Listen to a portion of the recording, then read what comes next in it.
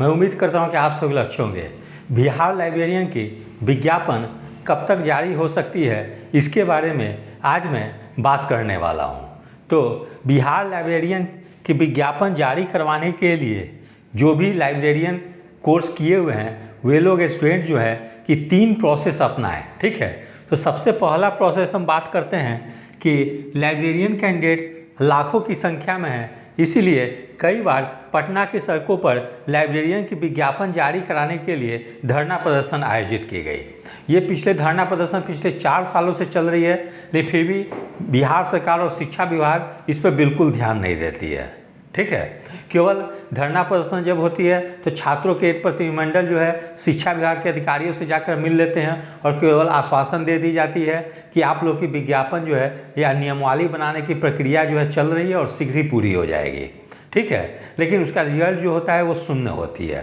लेकिन एक बार पुनः जो है लाइब्रेरियन कैंडिडेट के द्वारा 3 मार्च 2025 को पटना पे विशाल धरना प्रदर्शन आयोजित की गई।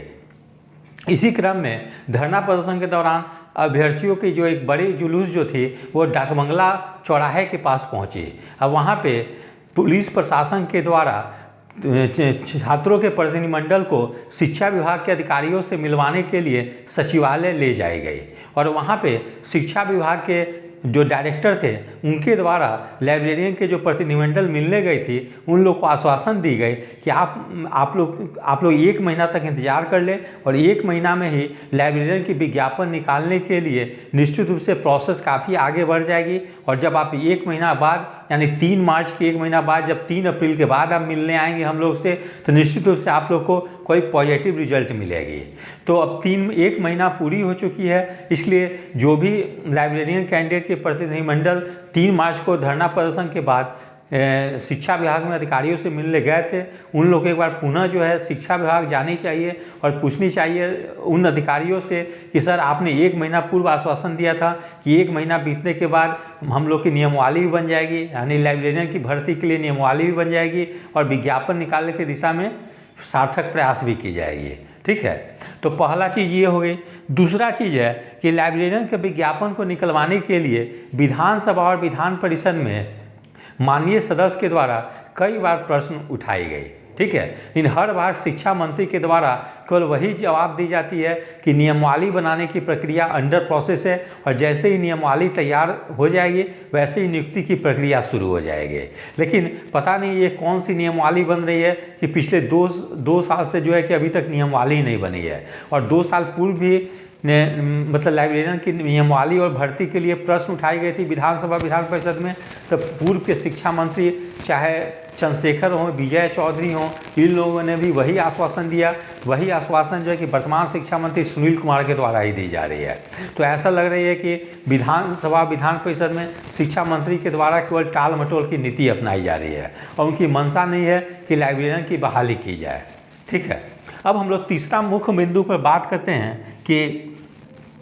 लाइब्रेरियन भर्ती निकलवाने के लिए पटना हाई कोर्ट में जो भी लाइब्रेरियन के कैंडिडेट हैं उन लोग के द्वारा एक याचिका दायर की गई। ठीक है, उस केस का नंबर जो है वो CWJC 7725/2024 है। ठीक है, आप लोग पटना हाई कोर्ट के वेबसाइट पर जाकर देख सकते हैं कि इस नंबर की केस जो है फाइल की गई है और इसमें एडवोकेट जो है वो रितिका रानी है। तो काफ़ी अच्छी वकील है।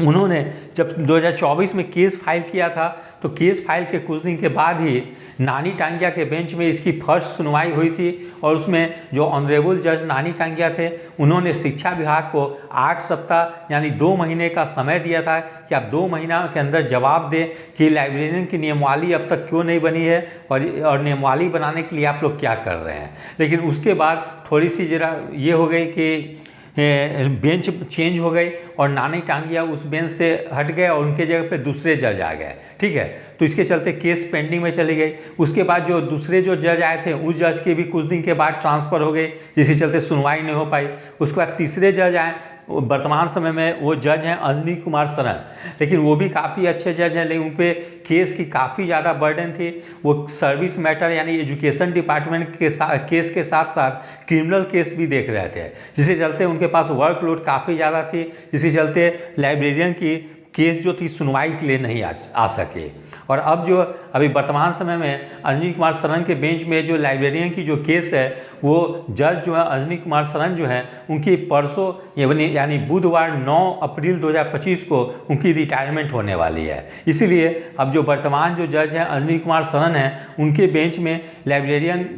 की नियमावली बनाने और भर्ती के लिए केस की सुनवाई नहीं हो पाएगी। अब सुनवाई तभी होगी जब कोई नए जज आएंगे इस सर्विस मैटर यानी शिक्षा विभाग के केस को देखने के लिए। ठीक है, तो आप लोग भगवान से प्रार्थना करें जो भी लाइब्रेरियन कैंडिडेट हैं कि एक बार पुनः नानी टांगिया जो है कि एजुकेशन डिपार्टमेंट के केस को देखने लगे। यदि नानी टांगिया पुनः शिक्षा विभाग के केस को देखते हैं तो आप लोग के लिए काफ़ी आसान हो जाएगी कि शीघ्र ही लाइब्रेरियन की केस की सुनवाई हो जाए। तो क्या होता है कि किसी भी केस में जब सुनवाई लंबे समय तक नहीं होती है तो जो पिटिशनर के वकील होते हैं यानी जो लाइब्रेरियन कैंडिडेट लाइब्रेरियन लोग जो केस फाइल किए हैं उन लोग की वकील जो रितिका रानी है वो केस में अर्जेंट सुनवाई के लिए मेंशनिंग करनी पड़ती है। ये कोर्ट की प्रोसेस होती है कि जब भी कोई केस जो है सुनवाई के लिए जल्दी लिस्ट पे नहीं आती है तो जो पिटिशनर के वकील होते हैं वो केस को मेंशनिंग करते हैं और जज को जब लगती है कि अर्जेंट मैटर है तो वो मेंशनिंग को एक्सेप्ट कर लेते हैं यानी कि केस सुनवाई के लिए लिस्ट पे आ जाती है। तो यदि नानी टांगिया पुनः शिक्षा विभाग के केस को सुनने लगते हैं तो जब मतलब लाइब्रेरियन कैंडिडेट के जो पिटिशनर की जो वकील हैं रितिका रानी एक बार पुनः मेंशनिंग करेंगे कि सर आप ही के बेंच में सितंबर 2024 में एक डेट में सुनवाई हुई थी, उसके बाद से 2 जज आए लेकिन दोनों जज के बेंच में सुनवाई नहीं हो पाई और काफ़ी समय बीत चुकी है, इसलिए इसको अर्जेंट समझकर केस की सुनवाई के लिए एक्सेप्ट कर ली जाए। तो यदि ऐसा होती है तो मैं समझता हूँ कि जब भी आपकी हार्डली 1 या 2 डेट में जो है कि आप लोग की पॉजिटिव ऑर्डर आ जाएगी कि नेक्स्ट 6 मंथ्स के अंदर में लाइब्रेरियन की पूरी मतलब रिक्रूटमेंट प्रोसेस को कंप्लीट की जाए, यानी 6 महीने के अंदर में ही आप लोग की लाइब्रेरी एलिजिबिलिटी टेस्ट ली जाए, साथ में उसके बाद बीपीएससी एग्ज़ाम लेती है तो बीपीएससी के द्वारा भी कम्पिटिटिव एग्ज़ाम लेके 6 महीने में पूरी प्रोसेस पूरी कर दी जाए। ठीक है, तो इसके लिए आप लोग को थोड़ी सी इंतजार करनी होगी और देखनी होगी कि 9 तारीख के बाद किस जज के बेंच में जो है एजुकेशन डिपार्टमेंट की मैटर सुनवाई के लिए जाती है। लेकिन मैं आप लोग से यही रिक्वेस्ट करूंगा कि आप लोग भगवान से प्रार्थना करें कि एजुकेशन डिपार्टमेंट की केस जो है कि एक बार पुनः नानी टांगिया के बेंच में चली जाए। यदि नानी टांगिया के बेंच में चली जाती है तो मैं समझता हूँ कि आप लोग के लिए काफ़ी पॉजिटिव रिजल्ट निश्चित रूप से कुछ ही दिनों में आ जाएगी। ठीक है, तो इसके लिए आप लोग को थोड़ी सी इंतजार करनी होगी और देखनी होगी कि 9 तारीख के बाद किसके बेंच में सुनवाई के लिए जाती है, क्योंकि बाकी जो 2 प्रयास किए गए चाहे धरना प्रदर्शन की गई हो या विधानसभा विधान परिषद में प्रश्न उठाई गई हो उसके कोई पॉजिटिव रिजल्ट अब तक नहीं आई है। ठीक है, और दोनों जगह सरकार की टाल मटोल की रवैया लग रही है। लेकिन पटना हाई कोर्ट के आदेश से मेरी जैसी अनुमान है कि निश्चित रूप से आप लोग की जल्द ही बहाली हो जाएगी और एग्ज़ाम वगैरह सारे प्रोसेस कंप्लीट हो जाएगी,